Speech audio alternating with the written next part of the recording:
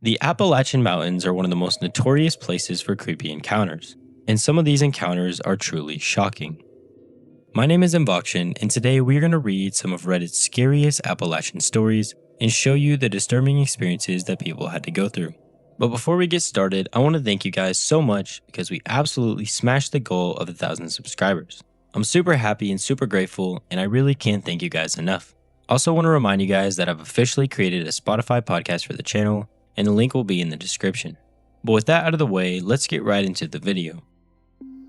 Does anyone have any real horror stories from the Appalachian Mountains? Real story here from Southern Appalachia. Not the craziest horror type story, but still scared the hell out of me. In August 2022, I solo overnight camped in the Sumter National Forest, up in the far northwest corner of South Carolina. My third and last time ever solo camping out in the middle of the mountains/woods. I feel like I'm a pretty seasoned outdoorsman, and I wasn't that far out to where this would be irresponsible. Anyway, I parked my car on an old logging road and hiked in about 1.5 to 2 miles to the top of a ridgeline that was near an area that had just been cut by loggers, probably in the spring that year. I was about 5 miles from the nearest sign of civilization. I was testing out some new camp gear and just getting some solitude.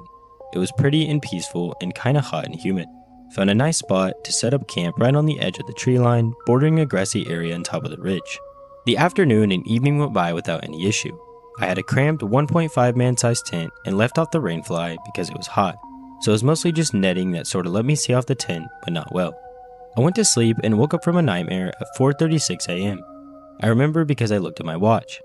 The nightmare was me in my tent, exactly where I was in the exact position I was laying. In the dream, I woke up and looked to my left and saw a large dark figure with red eyes staring right at me from outside the tent.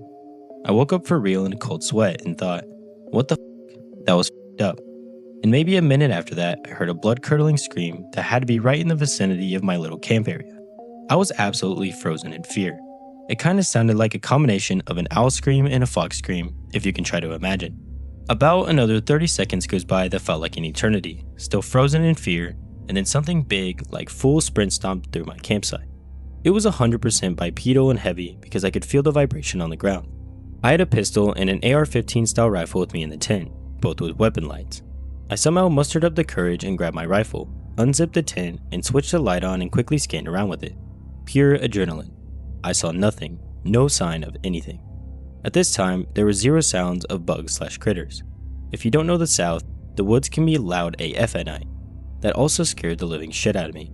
That part didn't even hit me until later when I was recounting everything, which made me more scared. Anyways, I stayed awake scanning the woods pretty much non-stop until first light and quickly packed up and got out to the car. What's weird is I've been in this area many times with my brother and friends doing little campouts, shooting, and land nav type stuff for fun and never had anything weird happen. Not even a weird or off feeling. Always felt safe and comfortable until that night. Since then, I've gone near that exact area again, but no closer than a mile or two, and always had dudes with me for overnight camps. Nothing strange or scary has happened since. I don't know what it was. Some people I've told said it was maybe the Dogman or Bigfoot. I truly don't know, and I don't want to. Are the Appalachian Mountains really as scary as some people say they are? So my dog ran off, chasing a female in heat. He ran about 2 miles plus down the mountain from where I live and into another residential community. I basically kept following clues and talking to people until I found his trail. I remember meeting a family along the main road who said they saw the dog run up the small road that turns to dirt and goes into the woods. This is not uncommon. These roads in fact were made by General Braddock on his way to his eventual demise. It's common to find old musket balls, coat buttons, etc. on these roads. I found an old-time loaded Derringer pistol corroded and practically fossilized in a stream by my house as a kid. Area is really old in human terms too. Anyway, the daughter offered to give me a ride on her four-wheeler up to the woods. Her dad was okay with it, but neither wanted to go into the woods and I didn't hold it against them. I was 16 by the way, I'm 36 now. I hop on the back rack of the ATV and she hauls me up the hill and out of the valley and to the edge of the woods. I thank her and begin my hike. I love that dog. On my way in, I start seeing old cars and trucks sitting on the sides of the roads here and there. There were old ones from the 40s, saw a car that looked like an old Model T as well. I remember thinking how out of nowhere it felt. Like I walk around the bend, not 10 minutes in, and I see these really old vehicles. They obviously don't run and I've seen time in nature. So I keep going, see some old shacks along the way. Then the road switches back and starts going down the side of the wooded mountains. As I make it to the path below, I notice two things: the sound of bees swarming and barbed wire fence. I start really looking and I notice the fence surrounds a camp with old trailers and campers. There are chickens roaming around and clothes drying on the line and campfire cooking something. I'm just shocked and taking in the view to realize this community, or whatever it is about the size of a football field, probably bigger. The road I'm on follows the length of it and I see dog tracks on it, about the right size and shape. So I take a breath, keep myself aware, and walk between the fence and the unsettling thing to the right and bees swarming to my left. It felt like an eternity walking along that place. I tried to be quiet and never really saw people in there, just obvious signs of people living there. At some point, I lose the trail and decided I've walked a long time and I needed to turn back. As I headed back, I decided I needed to be really wary of anyone being around. I'm kinda creeping and stalking my way back, and I see a dude with a hunting rifle, a flannel coat, and a trucker hat just stalking around. I assumed he saw me go by the first time. Part of me wanted to think he was game hunting for food. Entirely possible, but I had to assume the worst given the fact I'm all alone in a really unexpectedly weird place. I'm a tall dude, so I feel a bit secure, but all I have is a knife. I remember crouching in the bushes watching that guy for a long time, trying to wait for a window to get back to the part of the road that leads away from this place. You 100% unequivocally do not want to take a shortcut in these woods. You will only get lost. You can get lost going 20 feet in and getting turned around and no one will be able to find you. The dude eventually goes back past me and out of my way, and I seek my way to the road. Once I'm on the road going back to the old vehicles, I fully sprint out of there.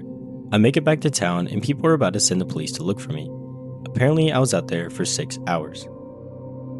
I just wanted to say that this story scared me a lot, just the idea of being in this unfamiliar territory in the woods, and within a small community of people that may or may not want outsiders roaming around is just very scary. The strangest thing you've experienced in the Appalachian Mountains. I was a young child in the northern central Alabama foothills around 2009. Weeks had a fairly large ranch next to us that ran parallel to a creek called Yellowleaf. The doctor that owned it loved to let us explore every inch. There were dove fields and a large clear-cut forest and hollers that held springs and hardwoods. It was fairly normal for my brothers and I to wake up on an off-school day, grab a belt knife and a rifle, and pack a lunch and go explore. We would spend all day rolling around the 700-ish acre property of the Rockhurst property. I remember this day I had asked my brother, Jay, if he wanted to go check out a little spring I'd found. An underground fed hole about 3 feet wide with water that was cold and clear and sweet. He decided not to go. We had recently gotten a new game for our Xbox and he decided that's what he wanted to do. Well, I still had wanted to keep exploring the area, so I went out to the shed and grabbed my backpack, my little Rossi combo rifle, and the buck knife my mother had bought me, among other various child's toys and a couple of nails and a hammer in my backpack. I set out around 8 that morning. I took the power line cut down until I came to a small pond, then cut towards Highway 51 until I hit a little stream we call Bully Creek. This was the first weird thing of the day. I came across a coyote, a dead one, no signs of predation or external wounds, but not starving or skinny. I was an 11-year-old kid, so I remember just thinking, oh cool, maybe I can get his pelt. My dad would be so proud and I'd be so cool. I pulled out my knife and, very sloppily I might add, went about trying to skin the coyote.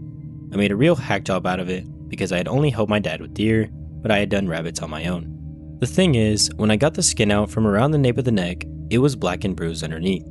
The bones in the neck down to the ribs had been absolutely shattered. It was like turning a bird gizzard full of seed in your hand, just demolished. After I was done, I rolled up the skin, and much to the chagrin of my mother, put it in my backpack, started back for the spring. I was maybe another mile of walking when I heard something up ahead. It was approaching some brambles on the edge of the pine clear cut with some short pine thicket growth. I could actually hear whatever it was on the other side breathing. It sounded like hee-ho, hee-ho. At this time, I was a little scared, and I unslugged my Rossi and started to back away. I figured I would skirt around and put that noise behind me, and I was playing tricks on myself. I backed off about 20 yards and then began moving diagonally away from it, just trying to scout walk and put some distance between me and whatever it was. I made it to the spring about 12:30 in the afternoon with the sun high. I bathed in it, caught a few crawlers that I boiled in a cut-in-half Pepsi can, then ate my bologna sandwich and a bag of Funyuns. At this point, I had been there for maybe an hour and a half and knew I should start heading back to be home by dinner. I started to pack up my things when I looked a little down to the creek to my right and noticed a small cave. I had no flashlight, but it would be cool to look. There are a lot of small caves in the foothills, and on occasion, you'll find one someone has stashed things in. Beads, clay pots, jars of food, booze, old silver mirrors, etc. My uncle once found a pistol in one. Well, I get it in my mind I'm gonna go check it out, so I pull my gas station lighter out of my bag and cross the creek with it, and the torn dedication page of The Daybreakers clutched above the water. About halfway across the creek, I get this feeling, just gut-wrenching, like passing white sheets on a highway after a wreck. I push on and hit the other bank, scramble up, and now I'm a small foot gap away from this 2x1 hole in the earth. I lit the piece of paper and stick in and held it out and into the hole, and it blew out. In fact, putting my hand over the hole was like putting my hand in front of a box fan. Strange. It was really strange. But not as strange as what happened next. The hole spoke. Mama Tekken, Chihacho Haktiki, or that's the best way I can relay it. Deep and booming, like the earth shaking. Then I ran. I practically walked across the creek like Jesus. I ran like a cat someone had set on fire. I ran to my pack and grabbed it, threw my rifle over my shoulder, and sprinted through the brush. After about 100 yards of dashing, I heard something behind me crashing through the brush, big heavy steps. My heart was pounding and I could hear it getting closer. I ran for another 100 yards before I turned, leveled my rifle at the hip, and fired. And nothing. The afternoon forest as quiet as it had ever been. I took a deep breath and convinced myself I had just gotten worked up.